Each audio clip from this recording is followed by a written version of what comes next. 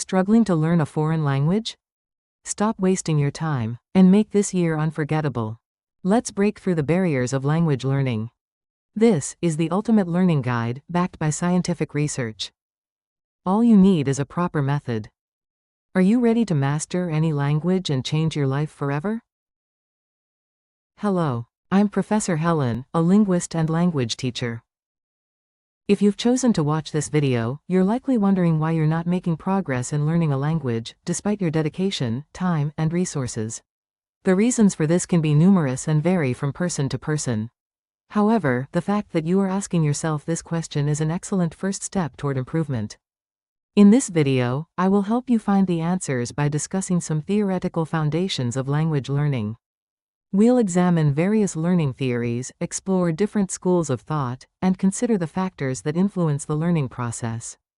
We'll also discuss the importance of choosing the right teacher and much more. Ultimately, we'll arrive at effective study methods and techniques, so by the end of this video, you'll have valuable tools to identify and correct any mistakes, leading to improved results in your language studies. Let's begin with some fundamental questions. How do we actually learn languages? A young child effortlessly acquires their first language without any formal knowledge of grammar, vocabulary, or syntax. Yet, when that same child grows older and attempts to learn a second language, the process appears significantly different. Why is that? When discussing language learning, it's essential to understand the difference between first and second language acquisition. First language acquisition specifically refers to the natural process by which children learn their first language, typically without any formal instruction. This intuitive process takes place during early childhood, a time when the brain is especially receptive to language development. This field of study has attracted considerable interest from researchers across various disciplines, including linguistics, psychology, neuroscience, and education. Their efforts have generated a wealth of evidence and numerous theories attempting to explain how children acquire language. However, definitive proof for any single theory remains elusive. Second language acquisition, on the other hand, refers to the process of learning a second language, which can occur at any age. This includes both adults learning a new language and children acquiring a second language in school settings. While formal instruction can support second language acquisition, learning progress often varies greatly depending on factors such as age, motivation, exposure, and the linguistic similarity or difference between the learner's native language and the language being acquired. From a scientific perspective, the processes of first and second language acquisition are fundamentally distinct. Research has shown that the two activate different neurological pathways and follow unique developmental trajectories. As a result, it is impossible to replicate the exact process we experience when learning our native language. Consequently, acquiring additional languages requires alternative approaches. Having established the key differences between first and second language acquisition, we can now delve into the relationship between the two. Specifically, we will examine whether and in what ways our mother tongue shapes the process of acquiring a second language.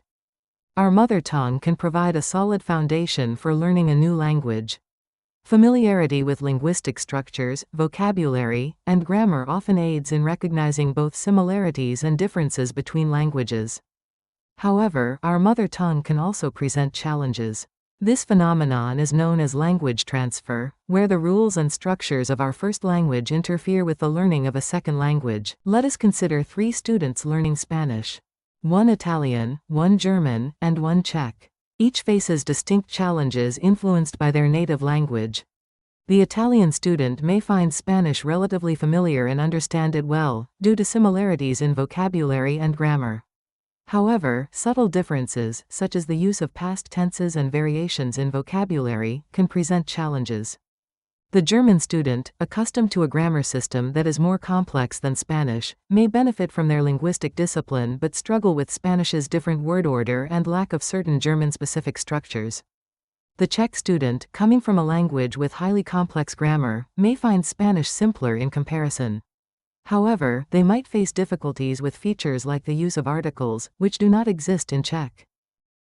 These examples highlight how the influence of one's native language shapes both the advantages and obstacles in learning a new language. The linguistic distance between the mother tongue and the target language strongly affects second language acquisition. Greater distance typically leads to less interference, positive and negative, making the learning process resemble starting from scratch.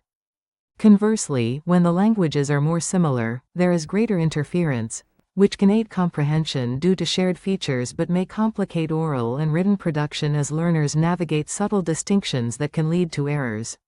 Understanding these differences is crucial for effective second language acquisition.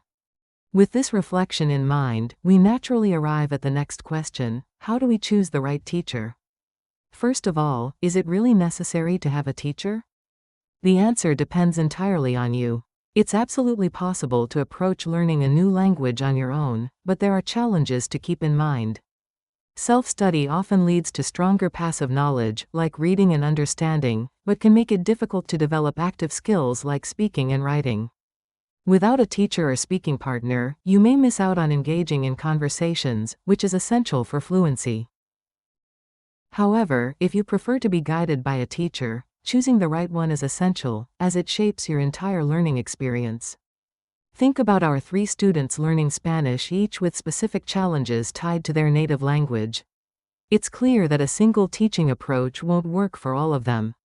Now consider Rocio, a native Spanish speaker with a good command of English, but little to no knowledge of German, Czech, or other Slavic languages.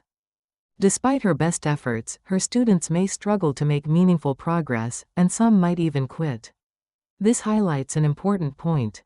Being a native speaker doesn't automatically make someone an effective teacher. The best teacher, of course, understands the language you're learning but also your native tongue. For beginners and intermediate learners, a teacher who has mastered your target language from the same starting point can be invaluable, as they share similar learning paths. Only after you've built a strong foundation does a native speaker teacher become useful, helping to elevate your skills, refine your phrasing, pronunciation, and improve your active use of the language. When it comes to learning a new language, one of the most debated questions is whether there's a fast and effective method, or if mastery of grammar is truly necessary. I'm aware that some might find this surprising or even disappointing, but here's the truth. While many resources promise a fast track to fluency, learning a new language requires time, consistent practice, and patience, much like mastering a musical instrument. Could anyone expect to become proficient in just a month, or even a year? Even those with exceptional talent need years to achieve true mastery.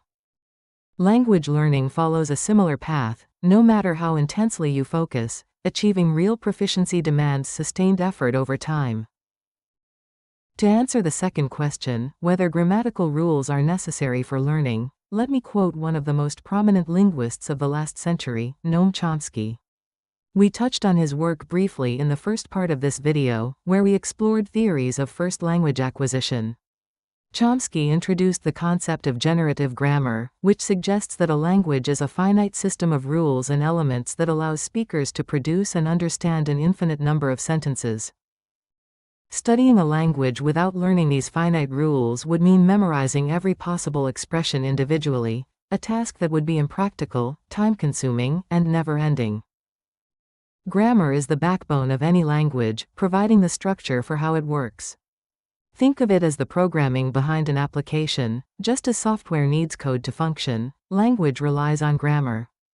This might not be the answer some were hoping for, but the truth is that grammar is essential. Grammatical rules, once learned, need to be practiced consistently to become second nature. The best way to achieve this is through translation into the language being studied. Translation is a powerful tool. It integrates vocabulary and grammar knowledge, while also exposing weak areas that need improvement. Translation practice can be done in both written and oral forms. However, speaking offers the greatest benefit as it requires immediate responses, sharpening your ability to think quickly in the target language. In contrast, written translation allows more time for reflection and the opportunity to look up unfamiliar words in a dictionary, making it a slower but still effective method. To accelerate your learning process, don't limit practice to class time. Throughout your day, try naming objects around you or translating your thoughts and everyday phrases into the language you're learning. It's a challenging exercise, and it might feel overwhelming at first. But who said learning a language would be easy? Despite the initial difficulty, the effort you put in will pay off in the long run.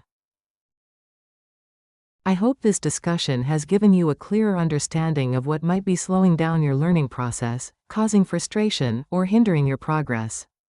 Remember, everyone is unique, and both the languages we speak and those we strive to learn are different.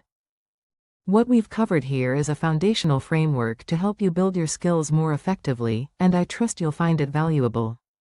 Thank you for taking the time to listen. I truly appreciate your attention and engagement. And if you're interested in more insights and guidance, stay tuned for upcoming content.